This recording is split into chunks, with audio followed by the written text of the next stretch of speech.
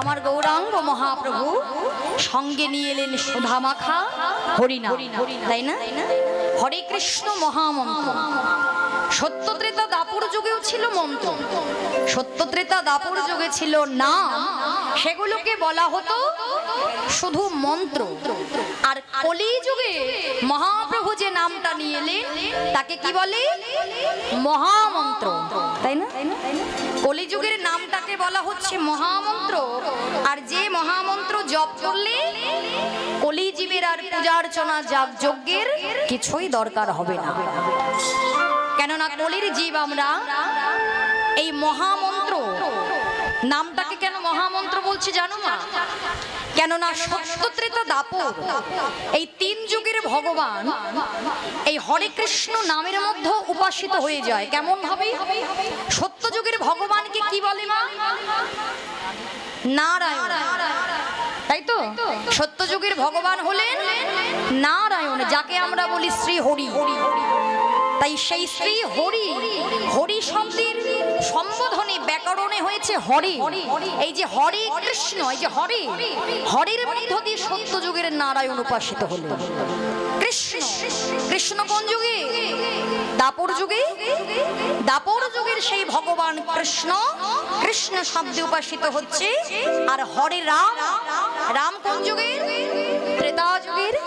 তাহলে সত্য ত্রেতা দাপর তিন যুগের ভগবান এই এক নামের মধ্যে উপাসিত হয়ে যায় বলে এর নাম হলো মহামন্ত্র।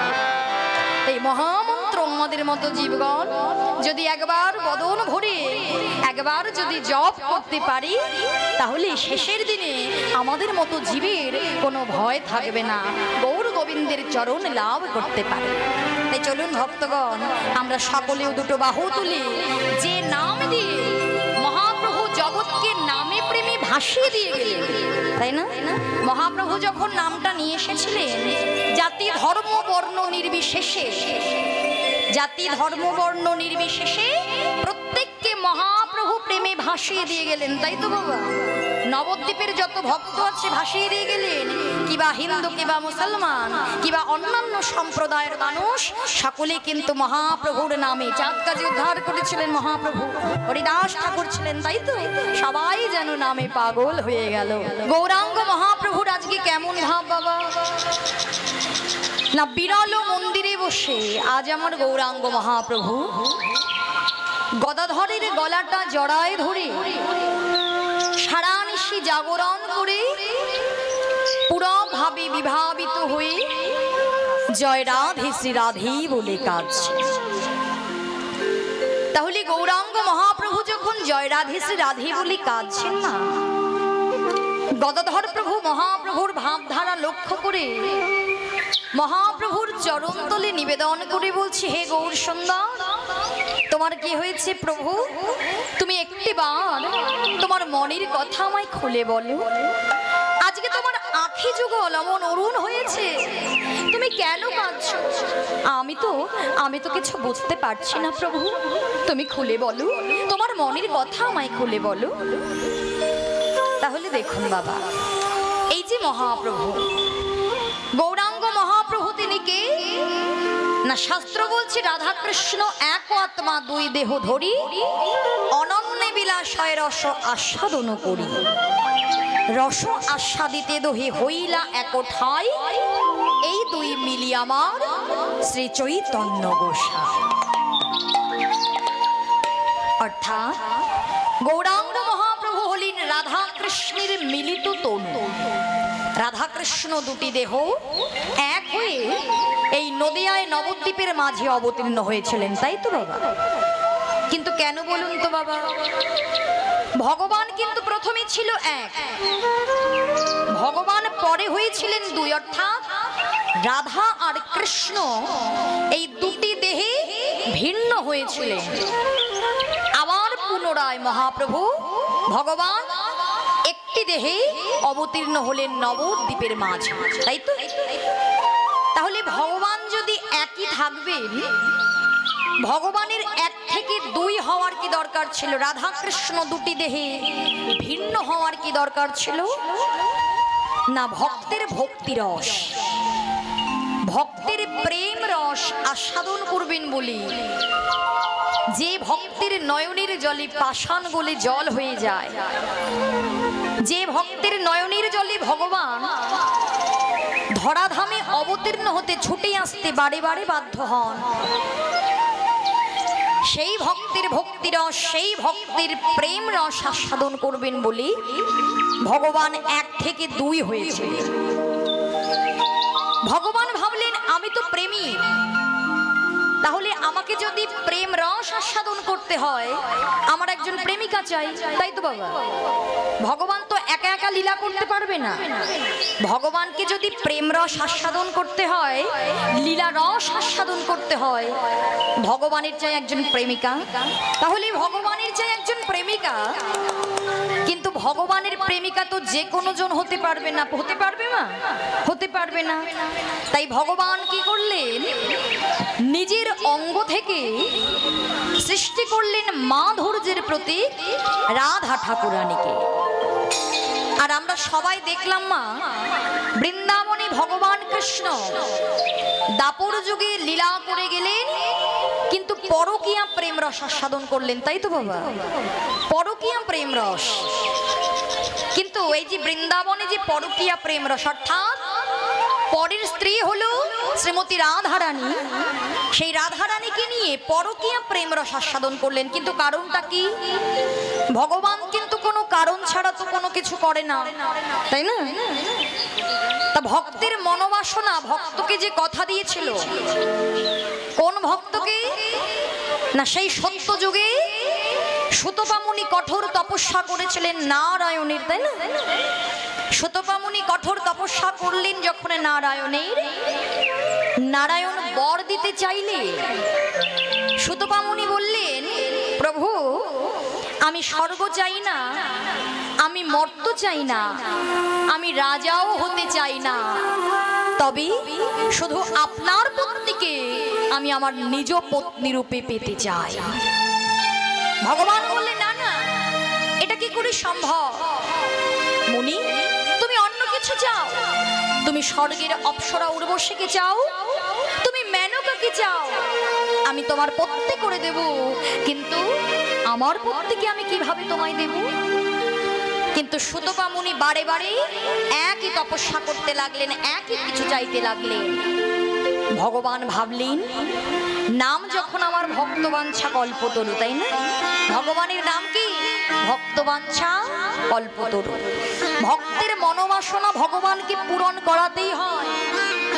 তাই ভগবান ভাবলেন, আমাকে ভক্তের মনোবাসনা পূর্ণ করাতে হবে। তাই বলেছিলেন, মুনি এই যুগে নয়, আগত দাপর যুগে যেদিন আমি লীলা করতে যাব নন্দদুলাল কৃষ্ণ হয়ে, সেদিন তুমি জন্মগ্রহণ করবে, আর সেদিনকে আমি নিজের হাতে আমার প্রিয়তমাকে তোমার হাতে তুলে দেব ঠিকই, কিন্তু সেই জন্মে তুমি নপুংসক হয়ে জন্মগ্রহণ করবে। তাই গৌর হরি বল। তাই দাপর যুগে ভগবান নিজের অঙ্গ থেকে সৃষ্টি করলেন মাধুর্যের প্রতীক শ্রীমতী রাধা ঠাকুরানীকে। রাধারানী অন্য কোন জন নয়, ভগবানের নিজের অংশ। তাই দাপর যুগে ভগবান যে প্রেম রস আস্বাদন করলেন মা, চিন্তা করে দেখুন তো মা, যেটা ছিল গোলকে গোপন, এই যে রাধা গোবিন্দ যে কি লীলা করে গেলেন গোলকে, সেটা কি আমাদের মতো সাধারণ কোনো জন জানতে পারত? কে জানিয়ে গিয়েছেন? চৈতন্য মহাপ্রভু। তিনি যদি ভক্তরূপে অবতীর্ণ না হতেন মা, আমরা কিন্তু ভগবানের লীলা, গোলকের গোপন সম্পদ, রাধা প্রেম, সেই সমস্ত কিছু কোনো কিছুই কিন্তু জানতে পারতাম না। না পেতাম মহামন্ত্র, আর না পেতাম সেই গোলকের গোপন সম্পদ রাধা প্রেম মাধুরী। চৈতন্য মহাপ্রভু মনে মনে ভাবলেন, ভগবান ভাবলেন, এই যে দাপর যুগে আমি লীলারস আস্বাদন করলাম, এটা আমায় জগৎ জীবের মধ্যে দান করে দিতে হবে, বিলিয়ে দিতে হবে। তাই তো মহাপ্রভু নিয়ে এলেন গোলকের গোপন সম্পদ রাধা প্রেম মাধুরী, আর নিয়ে এলেন সুধা মাখা হরিনাম। হরিনামে নিয়ে এলেন কিন্তু মহাপ্রভু যে নেমে এসেছিলেন মা, মহাপ্রভু তো এমনি এমনি নেমে আসেনি, তাই না? ভগবানকে যদি আরাধনা না করা হয়, ভগবান কি নেমে আসবেন বাবা? ভগবানকে না ডাকলে কি ভগবান আসে? ভগবান আসে না। ভগবানকে নিত্য আরাধনা করেছিলেন কে গো? না সেই দেবাদিদেব মহাদেব, তাই না? যিনি নদিয়ায় শান্তিপুরের কলিযুগে অদ্বৈত আচার্য প্রভু রূপে এসেছিলেন। সত্য ত্রেতা দাপর যুগে মহাদেবের কোনো রূপ পরিবর্তন হয়নি, কিন্তু কলিযুগে মহাদেব এলেন কোথায়? নদিয়ায় শান্তিপুরে অদ্বৈত আচার্য প্রভু রূপে। তিনি ভগবানকে নিত্য আরাধনা করেছিলেন। আর এই ভোলানাথ কে জানো তোমা? শ্রীমদ্ ভাগবত গীতা আমাদেরকে বলছে ভোলানাথ হচ্ছে পরম বৈষ্ণব। ভাগবত গীতাতে আছে নিম্নগানাং যথা গঙ্গা দেবানাং অচ্যুত যথা পুরাণাম ইদং তথা বৈষ্ণবানাং তথা শম্ভু। হরি বল হরি বল। নিম্নগানাং যথা গঙ্গা অর্থাৎ নদীদের মধ্যে শ্রেষ্ঠ হচ্ছে গঙ্গা নদী। দেবানাম অচ্যুত যথা দেবতা কজন প্রধান দেবতা? ব্রহ্মা, বিষ্ণু, মহেশ্বর। এরা হলেন তিন প্রধান দেবতা। কিন্তু তিন প্রধান দেবতার মধ্যে কে বেশি শ্রেষ্ঠ? শ্রীমদ্ ভাগবত গীতা বলছে দেবানাম অচ্যুত যথা, অর্থাৎ ভগবান বিষ্ণু হচ্ছে সর্বশ্রেষ্ঠ দেবতা। বৈষ্ণবানাং তথা শম্ভু, অর্থাৎ 12 জন আচার্য যারা নাকি ভাগবত ধর্ম বৈষ্ণব ধর্ম প্রতিষ্ঠা করে গিয়েছিলেন, তাই না বাবা? এই বৈষ্ণব ধর্ম প্রতিষ্ঠা করেছেন কারা? 12 জন আচার্য। 12 জন আচার্যের মধ্যে কারা কারা ছিলেন? প্রথম হলেন স্বয়ম্ভু। স্বয়ম্ভু মানে ব্রহ্মা। দ্বিতীয় হলো নারদ। নারদ মানে নারদ মুনি। তিনি হলেন শম্ভু। শম্ভু মানে কে বাবা? শিব ঠাকুর মহাদেব। হ্যাঁ, এরপর বলছে কুমার। কুমার মানে সনদ কুমার। পাঁচে হচ্ছে কপিল। কপিল মানে কপিল মুনি, যার জন্য বাংলায় বিখ্যাত গঙ্গাসাগর মেলা হয়। সেই কপিল মুনিও কিন্তু 12 জন আচার্যের মধ্যে অন্যতম। ষষ্ঠতে বলছে মনু। মনু হচ্ছে সেই সত্যব্রত মনু বা মনু সংহিতার মনু। সপ্তমে হলেন প্রহ্লাদ। প্রহ্লাদ কে গো? হিরণ্যকশিপুর পুত্র, যার জন্য নরসিংহ অবতার হয়েছে। অষ্টমে হলেন জনক। জনক মানে সীতা দেবীর বাবা। নবমে হলেন ভীষ্ম। ভীষ্ম হচ্ছে গঙ্গার পুত্র ভীষ্ম। দশমে হলেন বলি মহারাজ, যিনি বামন অবতারে সবকিছু দান করে পাতালে প্রবেশ করেছিলেন। তার মতো পরম বৈষ্ণব আর কে হতে পারে মা? 11তে হলেন বৈয়াসখী। বৈয়াসখী অর্থাৎ ব্যাসদেবের পুত্র সুখদেব। তাহলে চিন্তা করে দেখুন, 11 নম্বরে এলো বৈয়াসখী অর্থাৎ ব্যাসদেবের পুত্র সুখদেব, কিন্তু ব্যাসদেবের নাম উল্লেখ হলো না। কিন্তু ওই যে সুখদেব, ছেলে যদি সম্মান পায়, ছেলের নাম যদি উঠে আসে, পুত্রের নামের মধ্য দিয়ে পিতা সম্মানিত হন। তাই 11 নম্বরে হলেন সুখদেব এবং ব্যাসদেব মিলিয়ে হলো বৈয়াসখী। আর 12 নম্বরে হলেন যমরাজ। যমরাজ হলেন 12 জন আচার্যের মধ্যে অন্যতম বৈষ্ণব ধর্মের প্রতিষ্ঠাতা। তাই এই হলো 12 জন আচার্য, যার মধ্যে শ্রেষ্ঠ বৈষ্ণব হলেন দেবাদিদেব মহাদেব। এরপর বলছেন পুরাণাম ইদং তথা, অর্থাৎ 18টা যে পুরাণ আছে বাবা, 18টা পুরাণের মধ্যে শ্রীমদ্ ভাগবত গীতা হচ্ছে আমাদের শ্রেষ্ঠ ধর্মগ্রন্থ। তাই মহাপ্রভু এলেন, সঙ্গে নিয়ে এলেন কি? সুধামাখা হরিনাম। তাই তো হরিনামে নিয়ে এসে চিন্তা করে দেখেছেন না, ভগবান হাতে ধরে পায়ে ধরে যেচে সেধে যে কিনা ভগবান যে নাকি নিজেই কৃষ্ণ, সে কৃষ্ণ কৃষ্ণ বলে জগৎকে কাঁদিয়েছে। আমরা মানব জনম পেহা কৃষ্ণ বলে কাঁদি না। আর ভগবান যে কিনা নিজেই কৃষ্ণ, সে কৃষ্ণ হয়ে নবদ্বীপের ধুলায় গড়াগড়ি দিয়ে কেঁদেছে। কিন্তু কেন গো নবদ্বীপের ধুলার মধ্য দিয়ে কেন কাঁদি? আমরাও কীর্তন শ্রবণ করতে আসি, তাই না মা? কিন্তু কীর্তন শ্রবণ করতে এসে আমরা কি কেউ খালি আসন ছাড়া আসন গ্রহণ করি, বসি? যদি বসতে হয় আমরা একটা আসন পেতে নি কেন? না আমার দামি বসনটা নোংরা হয়ে যাবে না? আর ভগবান যে বিশ্ব ব্রহ্মাণ্ডের মালিক, সে ধুলায় গড়াগড়ি দিয়ে কৃষ্ণ কৃষ্ণ বলে কেঁদেছি। কেন জানো? দেখবেন মা, অনেক ভক্ত আছে যারা হরি নামে ধুলায় গড়াগড়ি দিয়ে কাঁদে। কেন?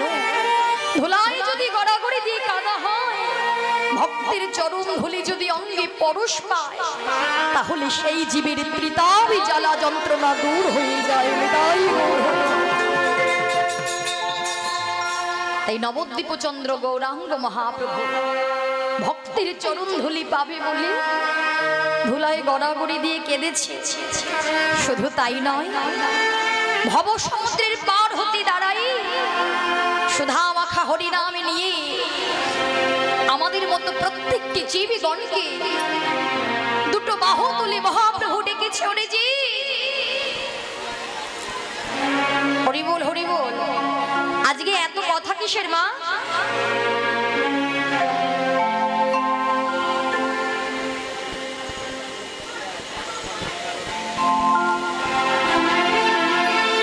জয়নিতা, এই যে মায়েরা, এদিক ওদিক কি আছে গো?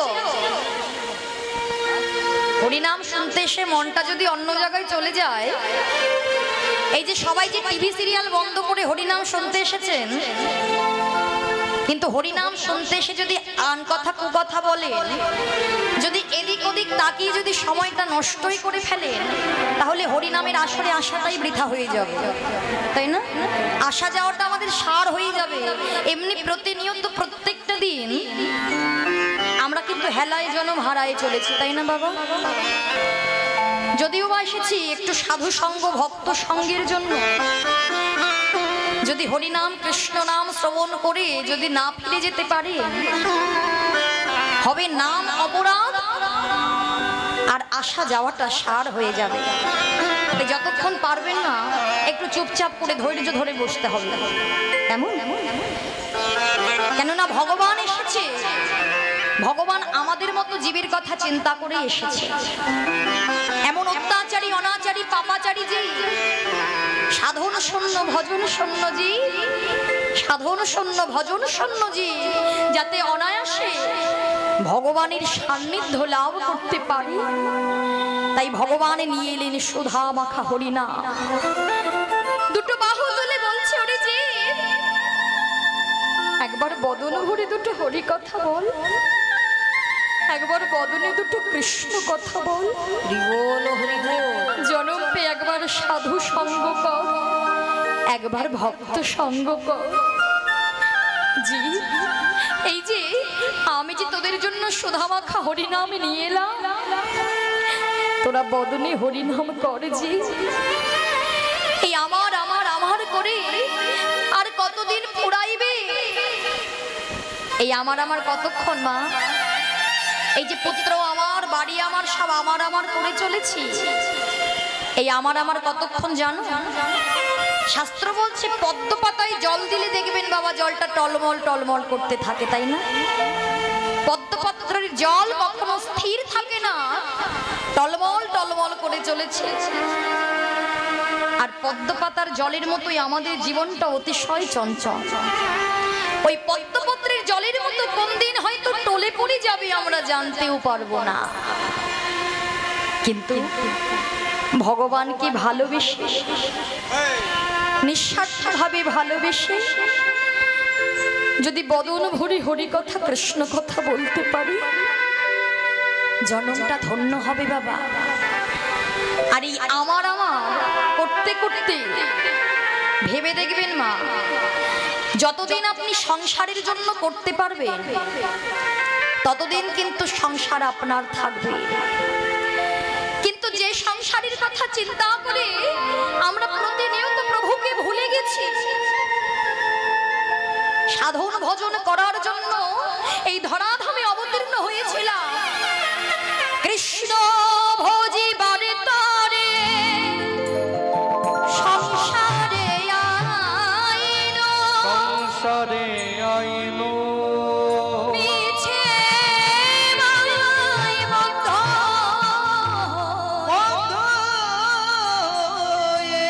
শুধু বৃক্ষ সম হইল,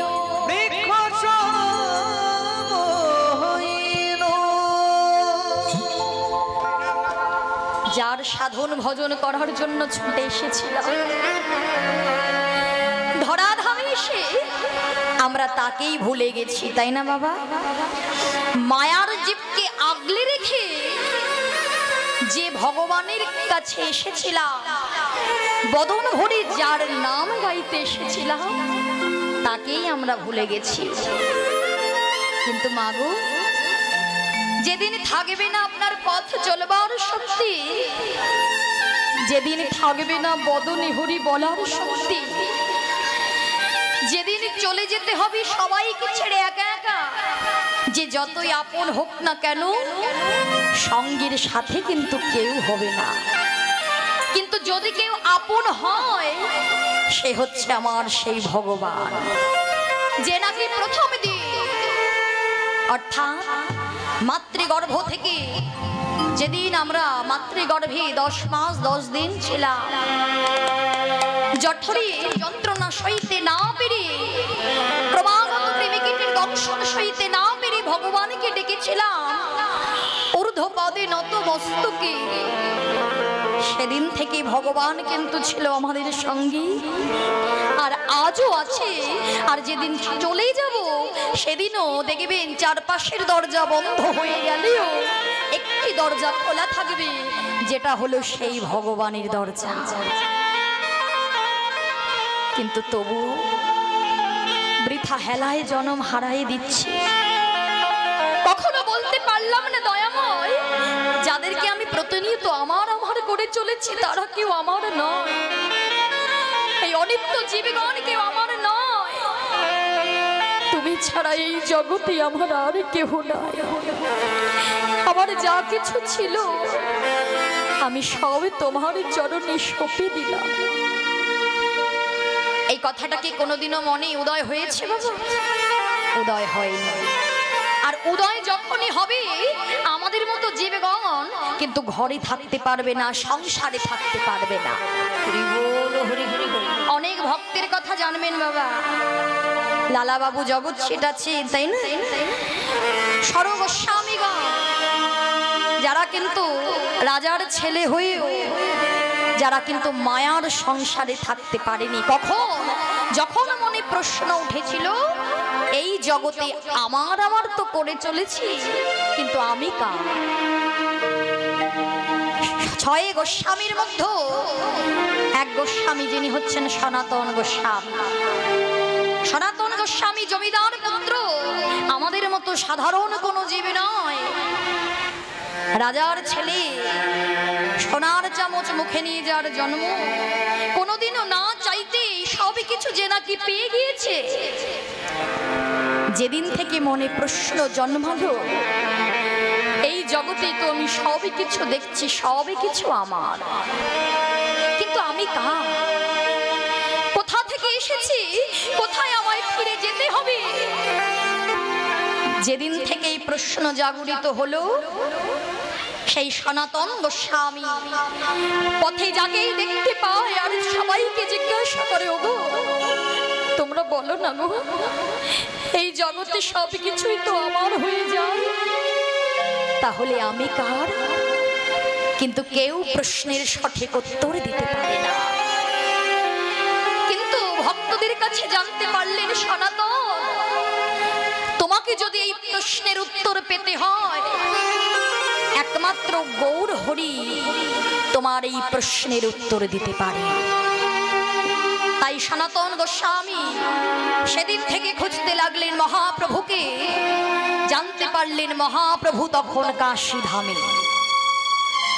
একটা কম্বলকে সম্বল করে সনাতন গোস্বামী পায়ে হেঁটে কাশী ধামে গিয়ে মহাপ্রভু চরণ দুটো জড়ায় ধরে বললেন, ওহে প্রভু, ওহে প্রভু, দেখো প্রভু দেখো, আমি সব কিছু ছেড়ে আমি তোমার কাছে চলে এসেছি। কেন জানো দয়াময়? শুধু একটা প্রশ্ন, যেদিন থেকে আমার জাগরিত হলো সেদিন থেকে আমি তোমার কাছে চলে এসেছি প্রভু, সব কিছু ছেড়ে চলে এসেছি। মহাপ্রভু শুনে হো হো করে হেসে বলছে, সনাতন তুমি সব কিছু ছেড়ে চলে এসেছ? হ্যাঁ প্রভু, আমি রাজপুত্র, জমিদার পুত্র, আমি সব কিছু ছেড়ে চলে এসেছি। আচ্ছা সনাতন, সব কিছু ছেড়ে যদি তুমি চলেই আসবে, তাহলে এখনো কেন একটি কম্বলকে তুমি আশ্রয় করে আছো? শ্রবণ করে সনাতন ঘরের বাহিরে গিয়ে এক ভিখারিকে কম্বলটা দান করে গৌর হরির চরণ দুটো জড়ায় ধরে বলছে, প্রভু এইবার তুমি চেয়ে দেখো, আমার কাছে আর কিছুই নেই প্রভু, আমি সব কিছু পরিত্যাগ করে শুধু তোমার চরণে ছুটে এসেছি একটি প্রশ্ন জানার জন্য। কি এমন প্রশ্ন সনাতন, যার জন্য তুমি সংসারের মায়া পরিত্যাগ করে তুমি চলে এসেছো আমার কাছে? প্রভু, এই জগতে আমি স্থাবর অস্থাবর জঙ্গম কীট পতঙ্গ পশু পাখি যা কিছু দর্শন করি সব কিছু আমার হয়ে যায়, কিন্তু প্রভু আমি কার? তুমি আমায় বলে দাও, সব কিছু যদি আমার হবে আমি কার? মহাপ্রভু বললেন, সনাতন যে প্রশ্ন তোমার হৃদয়ে জাগরিত হয়েছে সেই প্রশ্ন তোমার হৃদয়ে জাগরিত হলেও এই উত্তরটা কিন্তু শুধুমাত্র তোমার জন্য নয়, এই উত্তরটা হলো সমগ্র জীবের জন্য। আমরা এই পৃথিবীতে যত জীব আছি তাদের শুধু একটি মাত্র পরিচয়। কি প্রভু, তুমি আমায় বলে দাও আমাদের কি পরিচয়? শোনো সনাতন, জীব নিত্য কৃষ্ণ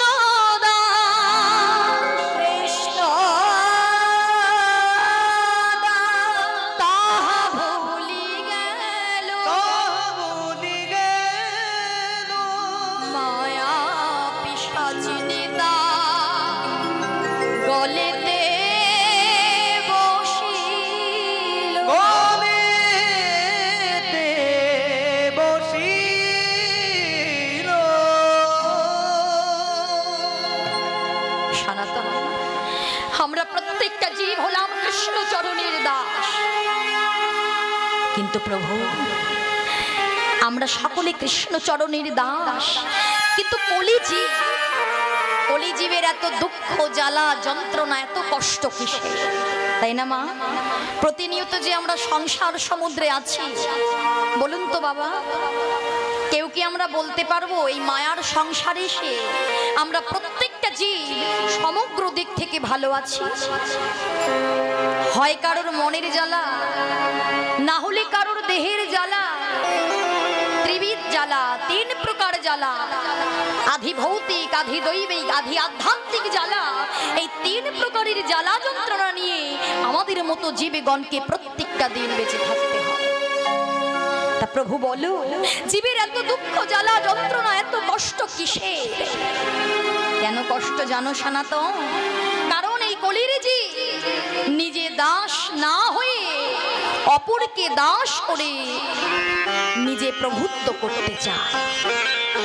নিজে দাস, কিন্তু আমরা নিজেকে দাস না করে অপরকে দাস করে নিজে প্রভুত্ব করতে চাই। এই জন্যই কলিজীবের এত কষ্ট, এত জ্বালা, এত যন্ত্রণা। সনাতন বলছে, প্রভু আমাদের মতো জীবের এই জ্বালা যন্ত্রণা থেকে কোনোভাবে কি আমরা মুক্তি পেতে পারি না? নিশ্চয়ই। শোনো সনাতন, যেদিন এই জীবগণ সবই কিছু আমার চরণে সঁপে দিয়ে যেদিন হাগর কৃপা করো বলে বলতে পারবে প্রভু আমার যা কিছু ছিল আমি সবই তোমার চরণে সঁপে দিলাম, তুমি শুধু আমার। সেদিন থেকে এই জীবের শোক দুঃখ জ্বালা যন্ত্রণা দুঃখ কষ্ট সবই কিছু আমার হয়ে যাবে। তাই সনাতন গৌর হরির দুটো চরণ ধরি জড়াই ধরে কেঁদে কেঁদে বলে দয়াময়, ওগো দয়াময়,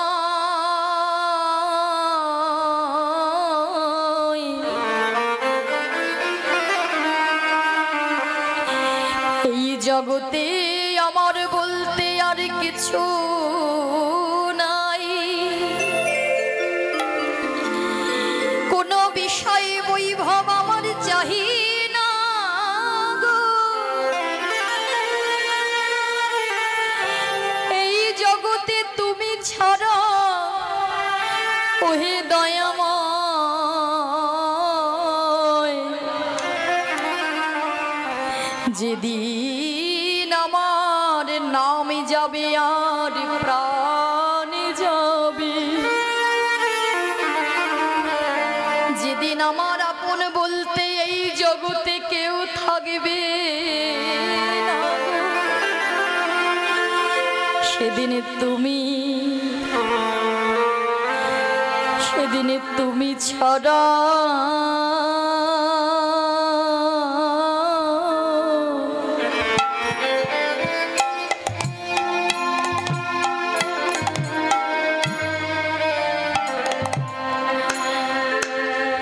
ওহে প্রভু আমার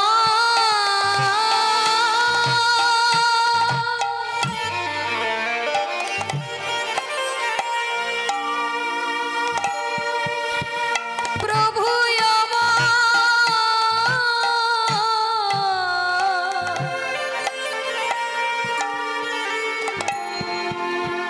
তুমি ছাড়াই আমার আর কে,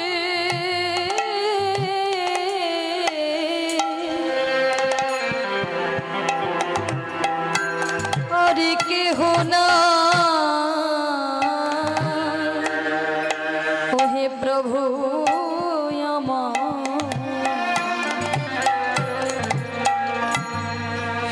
সেদিন তুমি ছাড়া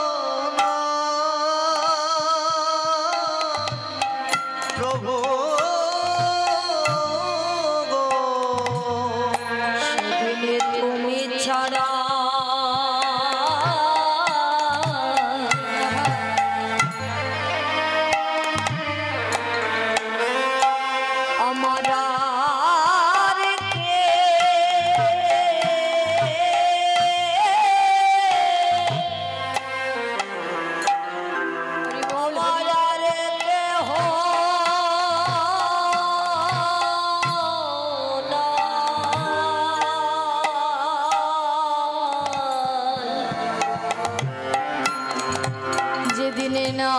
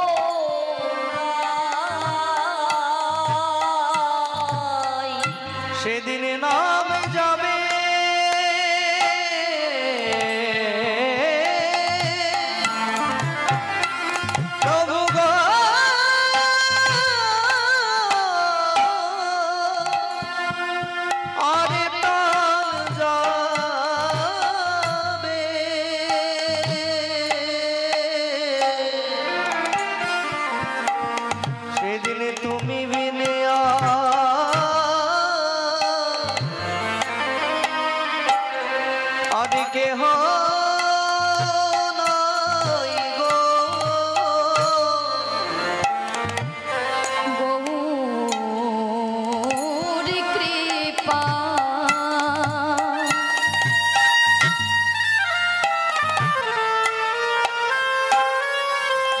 ওহে গৌর কৃপা করো বলে ওগো তুমি বিনে আর কোনো বান্ধব নাই গো। ও গো গৌর কৃপা করো বলে সেদিন তুমি বিনে বান্ধব নাই। ও গো গৌর কৃপা করো বলে সেদিন তুমি বিনে বান্ধব নাই গো। দেখো যেন আমি গৌর বলে কাঁদিতে পারি, তুমি বিনে বান্ধব নাই। আমি যেন গৌর বলে কাঁদিতে পারি। বান্ধব নাই। ও গৌর নাই গৌর হরি বল, হরি বল। বান্ধব নাই গো। গৌর বলে কাঁদিতে পারি। তুমি বিনে বান্ধব নাই গো। প্রভু গো তুমি বিনে বান্ধব নাই গো।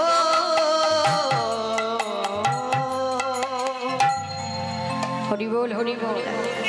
তাহলে আমার আপন বলতে কে গো মা, কে আছে যাকে আমরা কোনোদিনও আমার করতে পারিনি, আপন করতে পারিনি? মায়ার সংসারে আমার আমার করে তো আগলে চলেছি, আর আগলে না রাখলেও নয়। তবু যে আমার, যে গৌরাঙ্গ মহাপ্রভু আমার, ভগবান আমার, তাকেও আমার করতে জানতে হবে, তাই না? হরি বল, হরি বল। তাই মহাপ্রভু ছাড়া এই জগতে কিন্তু আমাদের আপন বলতে কেহ নাই। আর মহাপ্রভু তাই গদাধর প্রভুর গলাটা জড়ায় ধরে বিভাবিত হয়ে কাঁদছে, কেননা মহাপ্রভু কখনো কৃষ্ণ ভাবে বিভাবিত হতেন, গৌরাঙ্গ মহাপ্রভু কখনো রাধা ভাবে বিভাবিত হতেন, কখনো ভক্ত ভাবেও বিভাবিত হতেন মা। তাহলে এই যে গৌরহরির ভাব, নব নব ভাবের উদয়, এই ভাব কে বোঝে মা? আমাদের মতো জীব কি বুঝতে পারি? আমাদের মতো জীব কখন বুঝতে পারবে? যখন তারা গুরুদেবের চরণে আশ্রয় নিতে পারবে, তারা আমার গৌর গোবিন্দের লীলা বুঝতে পারবে। কেননা গুরু কৃপা হি কেবল, গুরু কৃপা লাভ করলে কিন্তু অনেক অসাধ্য সাধন হয় মা। যেমন নাবিক সাহায্য নৌকা পারং প্রয়াতি বই জন্মস্তরতি সংসারং তথা শ্রী গুরুময়ং শ্রয়া। দেখবেন নদী বা সমুদ্র পার হতে গেলে আমাদের নাবিকের সাহায্যের দরকার হয়, তাই না বাবা? নাবিক যদি একবার হালটা না ধরে, তাহলে কি আমরা ওই নদী বা সমুদ্র পার হতে পারবো? পারবো না। তেমন ভাবে আমরা যদি গুরু কৃপা লাভ করি, আমাদের এই সংসার সমুদ্রে যত তরঙ্গই উঠুক না কেন, যত বাধাই আসুক না কেন, আমাদের এই সংসার সমুদ্র পার হতে গেলে যদি একবার গুরুদেবের চরণে আশ্রয় নিতে পারি, আর গুরুদেব যদি একবার কান্ডারি হয়ে হালটা ধরে, এই সংসার সমুদ্র পার হতে আমাদের কোনো বাধা বা ভয় থাকবে না। নিতাই গৌর হরি বল। তাই গৌর গোবিন্দের লীলা জানতে গেলে, বুঝতে গেলে আগে আমাদের প্রত্যেকটা জীবকে গুরুচরণ আশ্রয় করতে হবে। কেমন?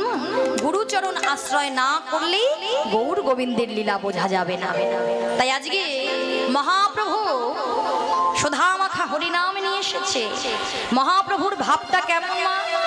গদাধর প্রভুর গলাটা জড়ায় ধরে যে কাঁদছে, গদাধর প্রভু বলছে, প্রভু তোমার যে আজকে কি হলো আমি কিন্তু কিছুই বুঝতে পারলাম না, তুমি তোমার মনের কথা আমাকে খুলে বলো। আজকে গৌর হরির কোন ভাবের উদয় হয়েছে মা? রাধা ভাবের ভাবে বিভাবিত। বৃন্দাবনে শ্রীমতী রাধারানীর কলঙ্ক মোচন লীলা, সেই লীলার কথা স্মরণ করে মহাপ্রভু বলছে, মহাপ্রভু আজকে রাধা ভাবে ভাবিত তো, বলছে হে গোবিন্দ, হে গোবিন্দ, তুমি তো আমার সকল কিছু জানো, আমার মনে এত কত কেন দুঃখ, কেন জ্বালা, তুমি কি জানো না? এই যে আমার এই কলঙ্কিনী নাম কেন হলো? ও হে পরাণ বধূ, আমার মনের মরম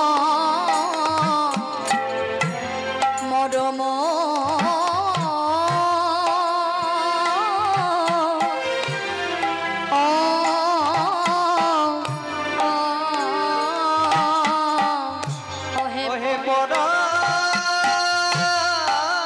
বধূ,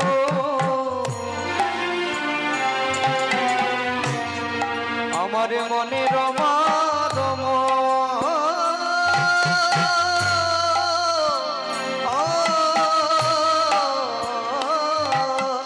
আমার মনের মরম দুঃখ, আমি তোমায় কি বলো বলো, আমি কি কহিব?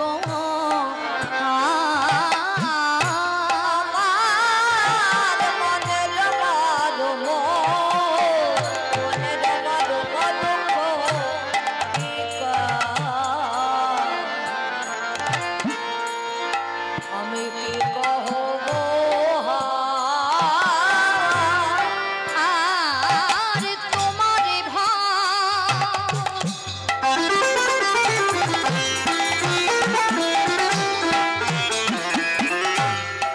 ভজিয়া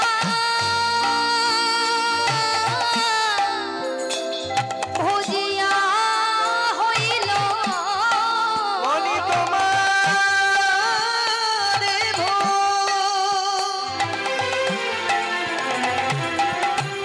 তোমারে ভজিয়া হইল, তোমারে ভজিয়া হইল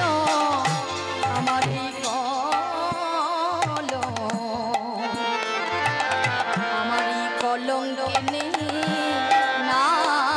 বলি তোমারে ভজিয়া হইল, তোমারে ভজিয়া হইল কলঙ্কিনী না। আমি কলঙ্কিনী হলাম গো, কলঙ্কিনী হলাম গো, কলঙ্কিনী হলাম, কলঙ্কিনী হলাম গো, শুধু তোমারই ভজনা করে কলঙ্কিনী হলাম গো, তোমারে ভজনা করি কলঙ্কিনী হলাম গো। তোমারে ভজনা করে কলঙ্কিনী হলাম। বলি তোমারে ভজনা করি কলঙ্কিনী হলাম গো। আমি কি আর বলবো পরাণ বন্ধু কলঙ্কিনী হলাম, আমি কি আর বলবো পরাণ বধূ, তোমারই ভজনা করি রাই ওর হরি আমি কি আর বলবো পরাণ বধূ, আমি কি আর বলবো পরাণ বধূ, তোমারে ভজনা করে কি আর বলবো পরাণ বধূ। কলঙ্কিনী হলাম গো। ও বধূ, শুধু তোমাকে ভজনা করেছিলাম বলে আমার কলঙ্কিনী নাম হয়েছে, এই বলে মহাপ্রভু কৃষ্ণ কৃষ্ণ বলে কাজ শুনবা। বৈষ্ণব কবি বলছো, হে জগৎজি, একবার তোমরা চেয়ে দেখো, আজকে গৌরাঙ্গ মহাপ্রভু কৃষ্ণ কৃষ্ণ বলে কাজ, তাই না? আচ্ছা বলো তো বাবা, সে কেন কাঁদছে? যে নাকি জগৎকে কাঁদিয়েছে, তাহলে সে আজকে কেন কাঁদে? যে নাকি জগৎকে কাঁদিয়েছে সে কেন কাঁদছে জানো মা? নিজে না কাঁদলে তো আর জগৎকে কাঁদানো যাবে না, তাই না? নিজে যদি মহাপ্রভু না কাঁদে তাহলে কি এই কলির জীব কাঁদবে? কাঁদবে না। তাই মহাপ্রভু নিজে কেঁদে এই জগৎকে কাঁদাবে বলে মহাপ্রভু কৃষ্ণ কৃষ্ণ বলে কাজ। তাই চলুন ভক্তগণ, যে নামের এত গুণ, সকলে আমরা দুটো বাহু তুলে আমরা সকলে মিলে একত্রিত হয়ে বদন ভরে হরি নাম কৃষ্ণ নাম গাইব। সবাই মিলে দুটো বাহু তুলে সবাই বলবো, প্রেমানন্দে মেতে হরি বলো,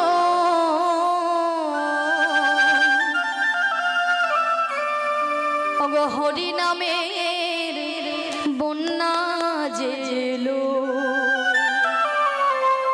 প্রেমানন্দে মেতে হরি বলো, সবাই মিলে হরি বলো,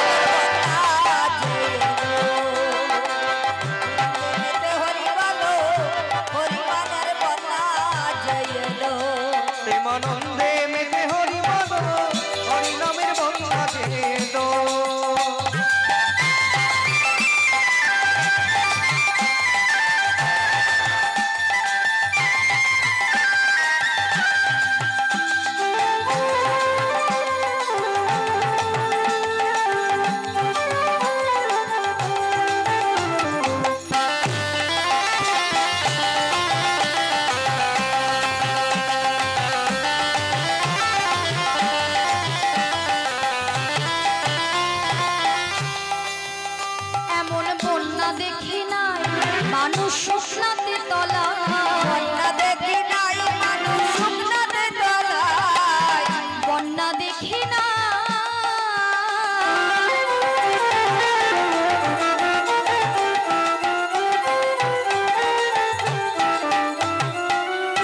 ওমা, বন্যা দেখেছেন তো? একেবারেই জলে পরিপূর্ণ হয়ে গেলে বন্যা হয়ে যায়, তাই না? তাই এবার কি বলছে, এমন বন্যা দেখি নাই মানুষ শুকনাতে তলায়। শুকনাতে কি করে মানুষ তলিয়ে যায়?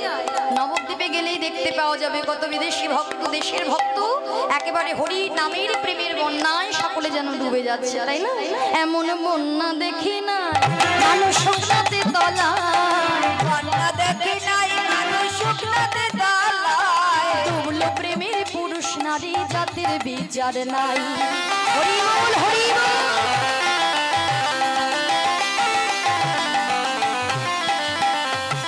বলে হরিদাস, ওগো হরিদাস কাজীর ছেলে, সেও বুঝি তোরে গেল। হরিদাসের কাজের ছেলে সে বুঝি ধরে গেল। হরিদাস হরি বল বলে রে হরিদাস, হরি বল বলে রে হরিদাস, ওগো হরিদাস কাজীর ছেলে, সেও বুঝি তোরে গেল। হরিদাসের কাজের ছেলে সে বুঝি ধরে গেল। হরি নামের বন্যা যে এলো, হরি বল। হরি বল, হরিদাসের কথা যে এলো।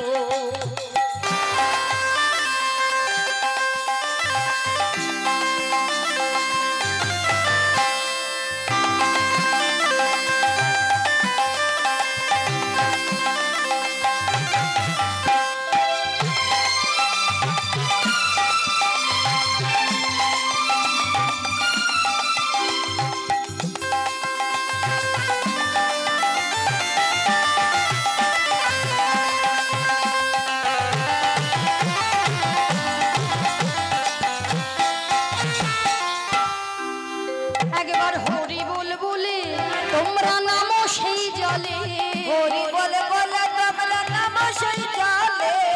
হরি বল বলে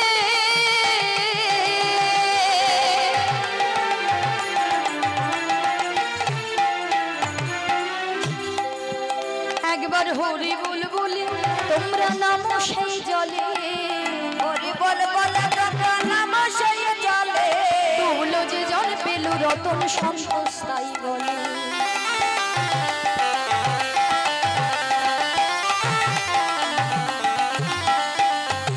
বলে ডোবার মতো যে ডুবেছে সেই বুঝি রতন পেল। ডোবার মতো যে ডুবেছে সেই বুঝি রতন পেল। ওরে ডোবার মতো যে ডুবেছে সেই বুঝি রতন পেল। ডোবার মতো যে ডুবেছে সেই বুঝি রতন পেল। দুটো বাহু তুলি, হরি নামের বন্যা যে এলো, প্রেমানন্দে হৃদয় হরি বল। কথা যে এলো। প্রেমানন্দে মেতে হরি বলো, হরি নামের বন্যা যে এলো।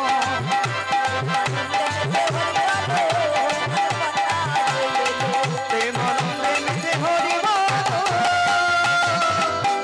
হরি নামের বন্যা যে এলো। হরি বল, হরি বল। তাই হরি নাম, যে নাম ছাড়া জীবের গতি নাই, সেই নাম কিন্তু আমাদের জপ করতেই হবে। তাই আজকে মহাপ্রভু শ্রীকৃষ্ণ চৈতন্য মহাপ্রভু আজকে ভাবাবেশে বিভাবিত হয়ে বলছে, শোনো শোনো ওগো, কলঙ্কিনী নাম হলো আমার, তাতে নাহি ভয়। নাম হলো তাতে নাহি ভয়। কলঙ্কিনী নাম হলো তাতে নাহি ভয়। হরি কলঙ্কিনী নাম হলো তাতে নাহি ভয়। হেন অপযশ যেন যুগে যুগে রয়। হ্যাঁ অপযশ যেন যুগে যুগে রয়। বাসুদেব ঘোষে কহে কি কহিব আর বাসুদেব ঘোষে কহে কি কহিব আমি। কলঙ্ক মোচন লীলা করিলা প্রচার। কলঙ্ক মোচন লীলা করিলা প্রচার। প্রচার করিল হরি প্রচার করি, হরি প্রচার করিল। হরি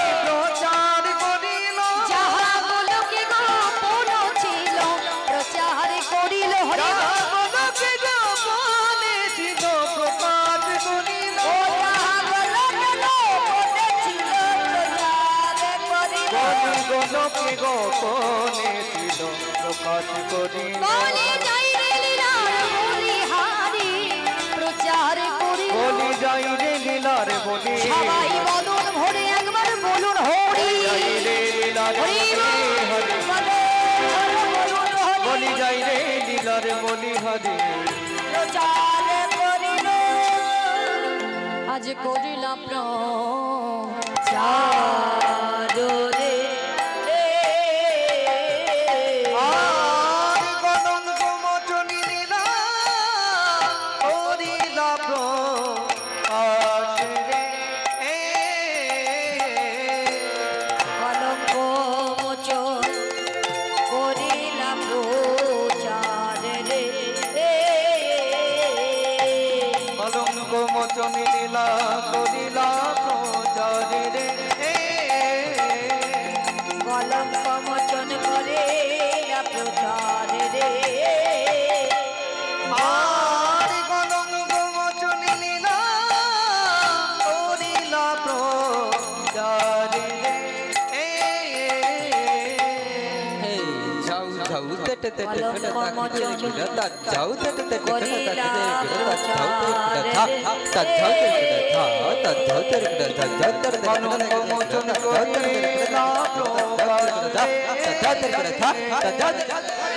দাদা ধিন্না কত ধিন্না চা চা করে কত দিন ঝা চা চা করে দাদা ধিন্না কত ধিন্না চা চা করে দিন ঝা চা চা করে কত দাদি কত দাদি কত তেতে কত কত দিতা ধনে তেতে তেতে কলঙ্ক মোচন করিলা প্রচার দাদি থা চা ধনে তেতে তেতে কত দাদি কত দাদি কত তেতে তেতে কত দাদি দিতা কলঙ্ক মোচন থা চা ধনে তেতে তেতে কত দাদি থা চা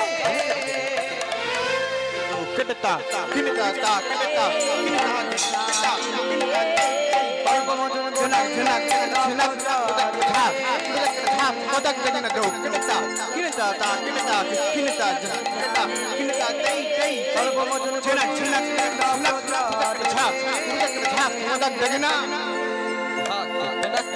কলঙ্ক মোচন করে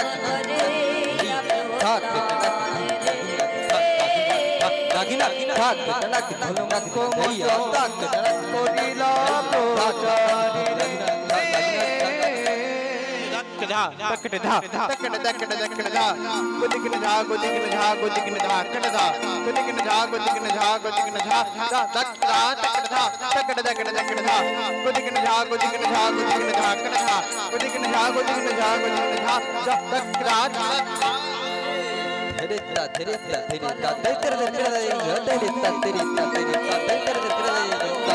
ধরে